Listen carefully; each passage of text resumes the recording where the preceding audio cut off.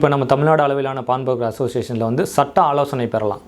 இப்போ உதாரணத்துக்கு நம்மளுடைய பான் ஷாப்பில் ஒரு சின்ன அசம்பாவிதம் நடந்துருது. ஒரு போலி நகைன்னு வச்சுக்கோங்க, இல்லை ஒரு திருட்டு நகை சம்மந்தமான நகையை அடமானம் வச்சுட்டாங்க, இல்லை ஒரு போலி நகையை வந்து நம்மள்ட்ட அடமானம் வச்சுட்டாங்க.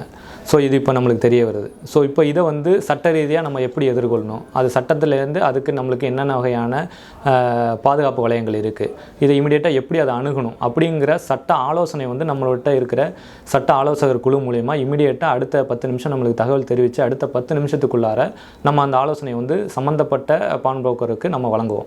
ஸோ அடுத்ததாக நம்ம அக்கௌண்ட்ஸ் எப்படி மெயின்டைன் பண்ணலாம், நம்ம பான் ஷாப்பில் நம்ம சம்மந்தப்பட்ட தணிக்கை வந்து எப்படி அரசுக்கு வந்து தாக்கல் பண்ணலாம், ஐடி ரிலேட்டடாக என்ன மாதிரியான நம்மளுக்கு சந்தேகங்கள் இருக்குது, இது சம்மந்தமான ஜிஎஸ்டி, இதுக்கு டிடிஎஸ் எது சம்மந்தமாக வரும், இது சம்மந்தமாக நிதி சம்மந்தமான நம்மளுக்கு எழக்கூடிய சந்தேகங்களை வந்து நம்மளோட நிதிக்குழு வந்து நம்ம பான் புரோக்கர் அசோசியேஷனில் இருக்குது.